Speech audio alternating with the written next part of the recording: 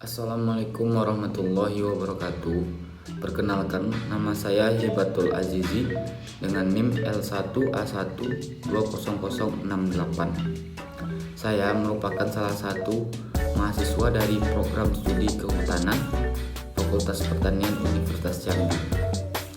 Baiklah, di video kali ini saya akan menjelaskan tentang 5 tumbuhan Gymnospermae dan 5 tumbuhan Angiospermae. Sebelumnya, video ini dibuat untuk memenuhi tugas mata kuliah dendrologi dari materi Gymnospermae, yaitu diantaranya Podocarpaceae, Araucariaceae, Pinaceae, dan materi Angiospermae, yaitu diantaranya Ericaceae atau Palmae. Dengan dosen pengampu mata kuliah ini yaitunya Bapak Dr. Forst Insinyur Bambang Irawan, SPMSC, dan Ibu Kori Wulan, SHOT MSI. Baiklah, masuk ke penjelasan materi yang pertama, yaitunya tentang Gymnospermae. Gymnospermae berasal dari bahasa Yunani, yaitunya gymnos yang berarti telanjang dan spermae yang berarti biji, sehingga Gymnospermae dapat diartikan sebagai tumbuhan berbiji terbuka. Nah, selanjutnya saya akan menjelaskan ciri-ciri dari tumbuhan Gymnospermae ini, yaitu yang pertama, daun berbentuk jarum, sisik atau lancet. Yang kedua, bunga Strobilus jantan dan Strobilus betina. Yang ketiga, buah berbiji terbuka disebut buah kerucut atau kon. Yang keempat, kotiledonnya 2-17. Yang kelima, kayu pembuluh semu. Nah, selanjutnya saya akan menjelaskan 5 contoh dari tumbuhan Gymnospermae ini. Baiklah, yang pertama yang akan saya jelaskan adalah pertama, pohon damar. Pohon damar yang memiliki nama latin Agathis damara merupakan pohon yang menghasilkan getah sama seperti pohon pinus. Tumbuhan ini merupakan tumbuhan yang hidup di wilayah Sulawesi, Maluku, serta Jawa. Sama seperti pinus, damar termasuk Angiospermae karena termasuk kelas Coniferae serta bijinya tidak dilindungi daging buah. Pohon damar memiliki diameter batang yang cukup lebar, yaitu mencapai 1 meter. Berapa senyawa yang dapat ditemukan di pohon damar?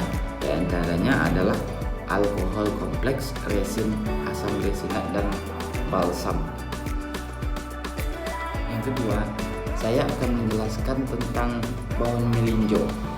Melinjo yang memiliki nama latin yaitunya Genetum genemonlin adalah tumbuhan yang masuk dalam keluarga Genetaceae yang merupakan termasuk ordo Gymnospermae.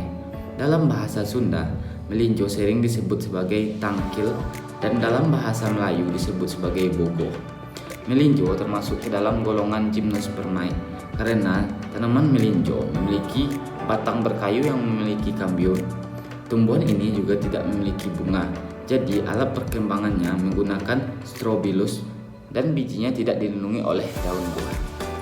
Melinjo adalah salah satu contoh tumbuhan Gymnospermae yang memiliki batang kokoh. Daunnya memiliki bentuk yang unik, yaitu bentuk oval yang ujungnya tumpul.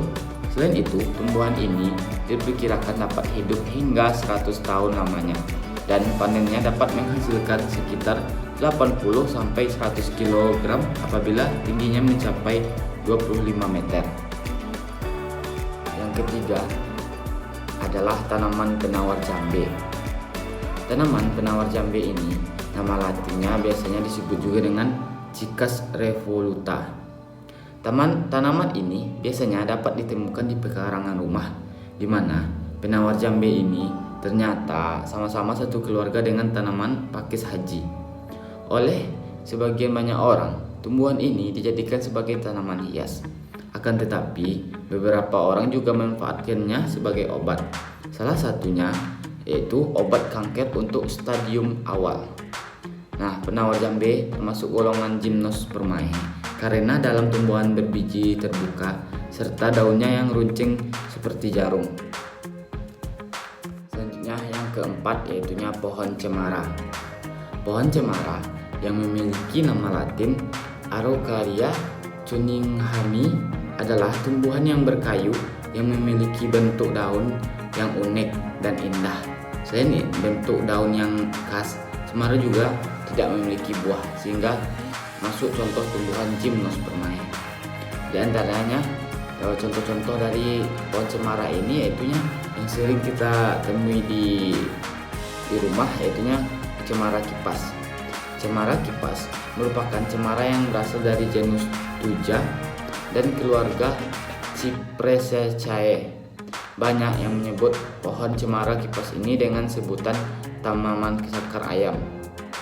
Cemara ini merupakan tumbuhan yang hidup di lingkungan lembab dan dapat ditemukan di rawa-rawa. Nah, yang terakhir yang akan saya jelaskan yaitunya pohon pinus. Pohon pinus memiliki nama Latin Pinus pernupusi. Merupakan tumbuhan yang menghasilkan getah untuk dimanfaatkan dalam kehidupan sehari-hari. Di Indonesia sendiri terdapat banyak pinus jenis merkusi. Nah, pinus merkusi termasuk ke dalam jenis gymnospermae karena yang pertama, pinus termasuk tumbuhan yang memiliki biji yang terbuka.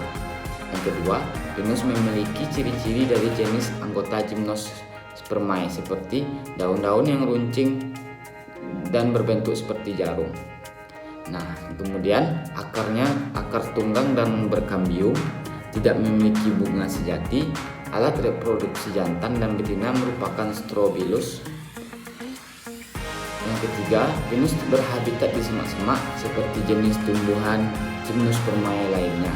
Dan yang keempat, pinus termasuk ke dalam kelas conifera. Nah, selanjutnya saya akan menjelaskan tentang 5 tumbuhan Angiospermae. Angiospermae yang berasal dari 2 kata, yaitunya angios yang mempunyai arti tertutup, sedangkan spermae yang mempunyai arti biji. Sehingga dapat kita simpulkan bahwa Angiospermae merupakan golongan tumbuhan yang dapat menghasilkan biji, serta dilindungi dengan karpel atau daun buahnya, serta pembuahannya ganda dan memiliki alat perkawinan yang merupakan bunga yang disebut juga Anthophyta. Nah, yang pertama saya akan menjelaskan buah salak. Nama Latin dari tanaman salak yaitunya Salacca zalacca. Sedangkan dalam bahasa Inggris, salak dinamai sebagai snake fruit. Alam suku Palmae atau Aracaceae yang tumbuh berumpun, batangnya hampir tidak kelihatan karena tertutup pelepah daun yang tersusun rapat dan berduri. Dari batang berduri tersebut, tumbuhan tunas baru yang dapat menjadikan anakan atau tunas bunga dalam jumlah yang banyak. Tanaman salak dapat tumbuh bertahun-tahun hingga ketinggiannya mencapai tinggi 7 meter. Tetapi pada umumnya tingginya tidak dari 4,5 meter. Salak termasuk Angiospermae karena bijinya yang dilindungi oleh daging, serta termasuk dalam monocotyledon. Yang kedua, saya akan menjelaskan tentang pohon kelapa. Kelapa atau nama latinnya Coconurcifera L adalah tanaman yang sangat lazim ditemukan di daerah tropis. Kelapa termasuk tumbuhan yang memiliki fungsi dari akar hingga buahnya bermanfaat semua. Kelapa termasuk famili Palmae dari genus Cocos. Dilihat dari fisiknya, batang kelapa lurus, ramping dan tidak bercabang. Tingginya mencapai 10 sampai 14 meter dengan jenis akar serabut.